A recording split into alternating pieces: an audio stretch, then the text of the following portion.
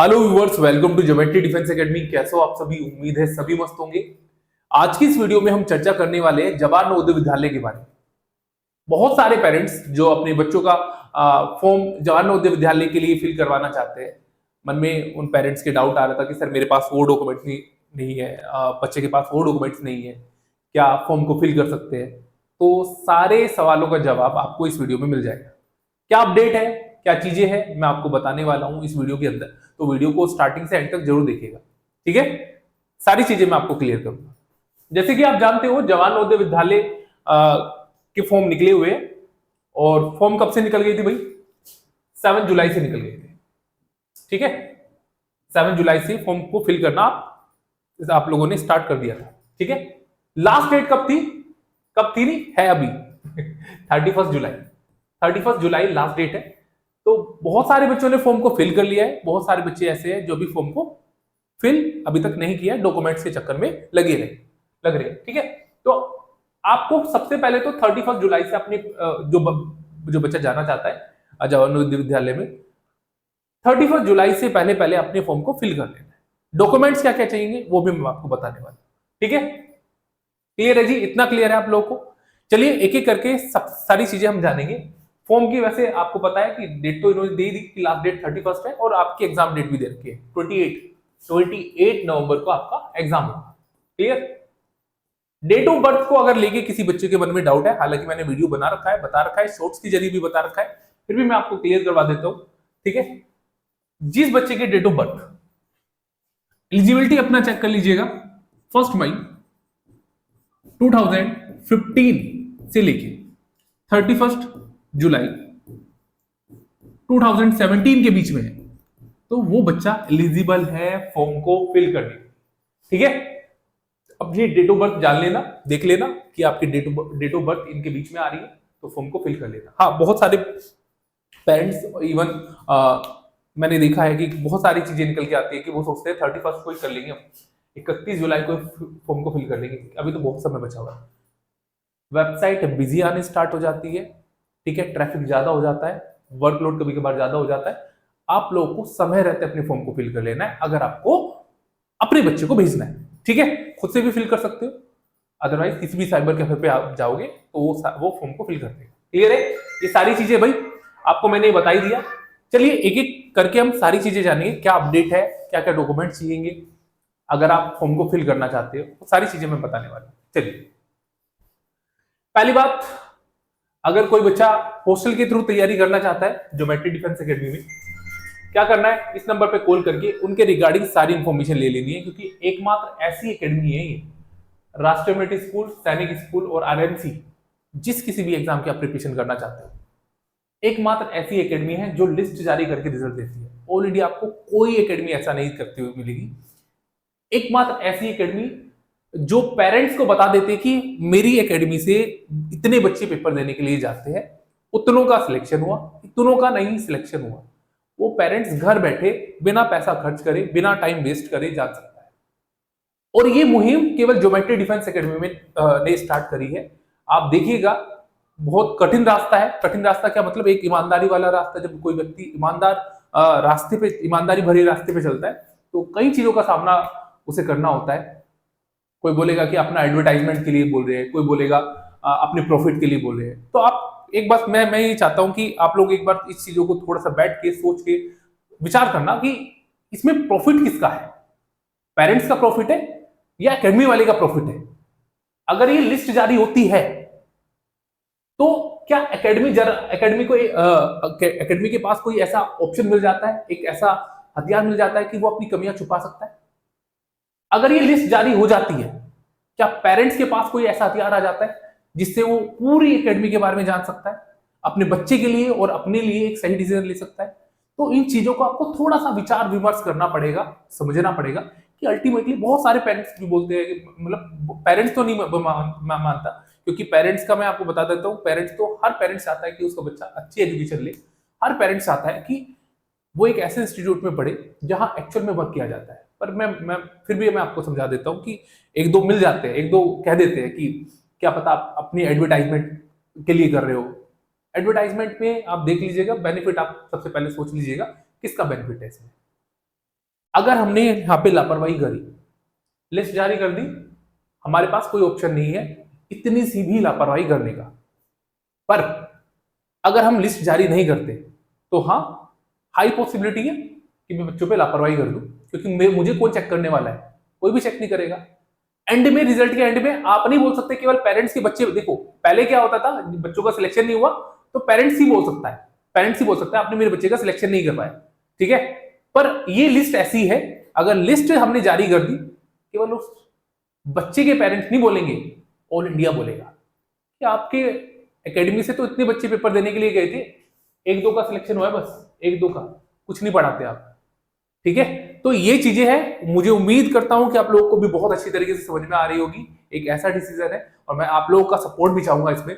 बहुत सारे पेरेंट्स का सपोर्ट भी मिल रहा है, बहुत इसकी प्रशंसा भी कर रहे हैं।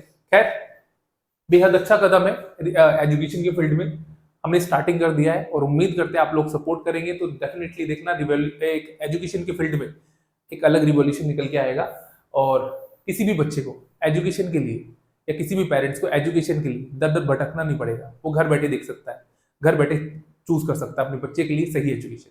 कुछ भी आपको जानकारी चाहिए इस नंबर पे कॉल करके ले सकता है। क्लास 6 और 9 दोनों क्लास का बच्चा एडमिशन ले सकता है।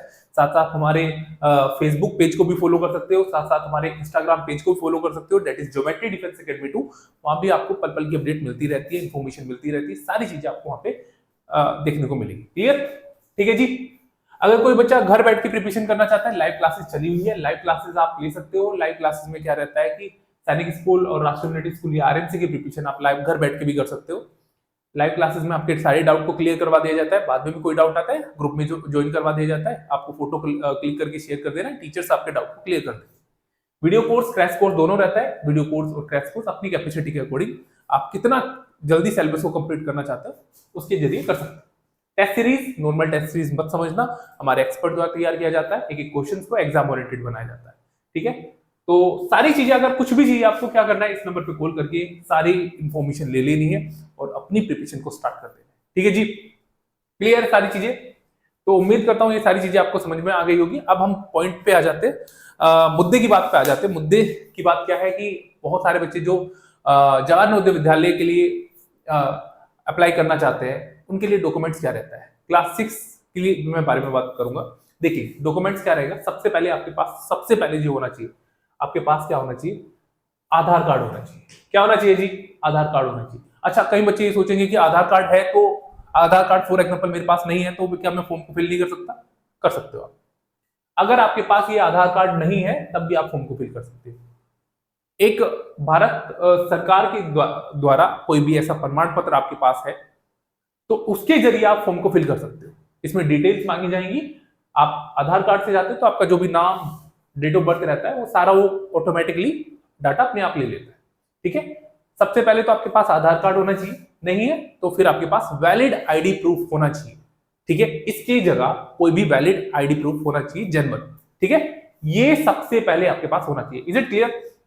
उसके बाद में क्या होगा भाई, उसके बाद में आपके पास क्या होना चाहिए, उसके बाद में आपके पास होना चाहिए आवासीय प्रमाण पत्र, मतलब कहां आप रह रहे हो, ठीक है। निवास प्रमाण पत्र जो जिसे बोला जाता है वो आपके पास होना चाहिए। सर्टिफिकेट होता है, ठीक है, वो आपके पास होना चाहिए। इस फॉर्म में ये लगेगा। क्लियर? ये आपका, ये मैंडेटरी, ठीक है, जिसमें सारा नाम, पता वगैरह, कहां से हुआ, सारी चीजें मेंशन रहती है, ठीक है। तीसरा इसके अंदर क्या होना चाहिए, तीसरा इसके अंदर क्या होना चाहिए, जाति प्रमाण पत्र। बहुत सारे पेरेंट्स को जाति प्रमाण पत्र, बच्चों को जाति प्रमाण पत्र को लेके टेंशन हो रहा था कि सर जाति प्रमाण पत्र भी हमारा बना नहीं है और समय लग जाएगा, ठीक है, और हमारे पास उतना समय नहीं है कि फॉर्म को फिल करने के लिए, अगर इसे बनने के लिए भी देते तो क्या हम फॉर्म को फिल नहीं कर पाएंगे क्या? उसमें तो कम से कम 6 से 7 दिन लग जाते हैं फॉर्म को बनने के लिए, और कई चीजें रहती है। तो मैं आपकी जानकारी के लिए बता देता हूं भाई, जाति प्रमाण पत्र जिन बच्चों के पास है उसमें अप्लाई हो जाएगा। जब आप फॉर्म को फिल करोगे उसमें जो भी आपकी जाति रहती है वो आप सबसे पहले मेंशन करेंगे, आपसे पूछ लेंगे ओबीसी कैटेगरी में आते हो, एससी एसटी कैटेगरी में जो भी रहता है वो मेंशन करवा लेंगे। नीचे अपलोडिंग वाला एक ऑप्शन होता है, अगर आपके पास है तो आप जाति प्रमाण पत्र उसमें अपलोड कर सकते हो। अगर आपके पास जाति प्रमाण पत्र नहीं है तो ऐसा कोई मैंडेटरी नहीं है कि आपको ये जमा ही मतलब अपलोड ही करना है, ठीक है, बिना इसके आपका जो फॉर्म है वो रिजेक्ट कर दिया जाएगा, नहीं, मैंडेटरी नहीं है। हाँ, एक चीज याद रखना, अगर आपका सिलेक्शन हो जाता है और आपने जिस कैटेगरी से फॉर्म को फिल किया और जाति प्रमाण पत्र जो रहता है डॉक्यूमेंट वेरिफिकेशन के टाइम अलग हुआ या आपके पास नहीं हुआ, तब आपका एडमिशन को क्या कर दिया जाएगा, कैंसिल कर दिया जाएगा। तो इस चीजों का ध्यान रखना है कि आपके पास जाति प्रमाण पत्र अब नहीं है, कोई दिक्कत नहीं, चल जाएगा, ठीक है। जाति प्रमाण पत्र को लेके नहीं आपको कंफ्यूजन होना है। बहुत सारे पेरेंट्स सोच रहे थे, हमारे पास कॉल भी आ रहे थे कि सर जाति प्रमाण पत्र नहीं है, फॉर्म को कैसे फिल करें, अगर बनने के लिए दे दिया है तो ये इतना पैसा मांग रहा है, ये हो रहा है, वो हो रहा है। तो मैं आपको बता देता हूं भाई, जाति प्रमाण पत्र जो रहता है मैंडेटरी नहीं है। आपको क्या करना है, जो कैटेगरी है बच्चे की उसे फिल करवा लेना है, अगर है तो अपलोड कर लीजिए, नहीं है तो वो डॉक्यूमेंट वेरिफिकेशन के टाइम पे मांग लेता है, ठीक है, वो कर लेगा वेरीफाई। Is it clear? तो ये भाई आप लोग की ये टेंशन नहीं होनी चाहिए, क्लियर। अब और क्या चाहिए, और क्या चाहिए भाई, तीसरी, चौथी और पांचवी, इन सभी क्लासेस की डिटेल्स चाहिए। डिटेल्स आपने तीसरी, चौथी, पांचवी कहां से करी है, ठीक है, कितना मार्क्स वगैरह है आपका, तो इनकी डिटेल्स मांगी जाती है, वो आपके पास होनी चाहिए। आपके पास फोटो होना चाहिए, भाई, आपके पास क्या होना चाहिए, फोटो होना चाहिए, क्लियर। दूसरी चीज क्या रहता है, दूसरी फोटो के साथ सिग्नेचर होना चाहिए। अच्छा, पेरेंट्स का भी कुछ लगता है, देखिए मैं बता देता हूं, जो प्रोस्पेक्टस में मेंशन है मैं आपको बता देता हूं। पहली बात तो फॉर्म को फिल करने की कोई भी चार्जेस नहीं है, जीरो शुल्क। क्या क्या मैंने आप लोग को एलिजिबिलिटी बता दिया कि अगर आपका डेट ऑफ बर्थ इतना है तो आप फॉर्म को फिल कर सकते हैं। डॉक्यूमेंट्स आपके पास क्या क्या होना चाहिए, फोटो होना चाहिए, आपके फोटोग्राफ, कैंडिडेट का सिग्नेचर होना चाहिए, पेरेंट्स का भी सिग्नेचर सर्टिफिकेट होना चाहिए, ये भी मैंडेटरी है, ये होना चाहिए। और आधार कार्ड डिटेल्स मैंने आपको बताई दी, रेजिडेंस सर्टिफिकेट जो रहता है वो भी मैंने आपको बता दिया, ठीक है, फ्रॉम गवर्नमेंट अथॉरिटी, वो आपके पास होना चाहिए। ये सारे डॉक्यूमेंट्स आपके पास होना चाहिए। आधार कार्ड कंपलसरी है, ठीक है, आधार कार्ड नहीं है तो ऐसा कोई वैलिड आईडी प्रूफ आपके पास होना चाहिए। ये डॉक्यूमेंट्स आपके पास होना चाहिए, कर लोगे आप। फिर आपको मेंशन कर लेना, इसमें बेसिक इन्फॉर्मेशन आपसे मांगेगी, जैसे स्टेट, डिस्ट्रिक्ट, आपका ब्लॉक कौन सा लगता है, आधार कार्ड नंबर क्या है, ठीक है, पैन नंबर क्या है, वो सारी नॉर्मल इन्फॉर्मेशन आपसे मांगते हैं, आपको फिल कर लेनी है और अपने फॉर्म को आप फिल कर सकते हैं। ऐसा कोई रॉकेट साइंस वाला चीजें नहीं है, अलग से कोई उन्होंने डॉक्यूमेंट्स नहीं मांग रखा है। तो बस जो सबसे ज्यादा बच्चों को प्रॉब्लम आ रही थी, क्योंकि अपलोड करवा रहे थे वो कास्ट सर्टिफिकेट को, पर उसमें आप जैसे क्लिक करोगे तो इसमें मेंशन कर देते हैं कि मैंडेटरी नहीं है, कास्ट सर्टिफिकेट जो रहता है, जाति प्रमाण पत्र जो रहता है वो मैंडेटरी नहीं। तो इसी को लेके बहुत सारे पेरेंट्स के मन में डाउट आ रहा था, इसी वजह से वो कास्ट सर्टिफिकेट बनवाने में थोड़ा सा बिजी भी चल रहे थे, चीजों को लेके डिले भी कर रहे थे। तो मत करना भाई, ये कंपलसरी नहीं है, ठीक है। ये डॉक्यूमेंट्स आपको चाहिए, मैंने आपको बता दिया कि क्या क्या डॉक्यूमेंट्स चाहिए। उम्मीद करता हूं आप लोगों को भी बहुत अच्छी तरीके से समझ में आ गया होगा। बस अब तो फॉर्म को फिल करके, क्योंकि 28 नवंबर को एग्जाम है, 28 नवंबर को एग्जाम है, तो उसकी प्रिपरेशन में लग जा रहा है। सिलेबस में भी चेंजेस है, आपको मैंने बता दिया कि क्या सिलेबस में चेंजेस है, नहीं देखा तो इन वीडियो को देख लीजिएगा, ठीक है। चलिए, उम्मीद करता हूं ये सारी इन्फॉर्मेशन आपको पसंद आ रही होगी। इसी प्रकार की इन्फॉर्मेशन पाने के लिए चैनल को सब्सक्राइब कर लेना, click on the bell icon, ताकि आने वाली नोटिफिकेशन आपको मिल जाए। Thank you.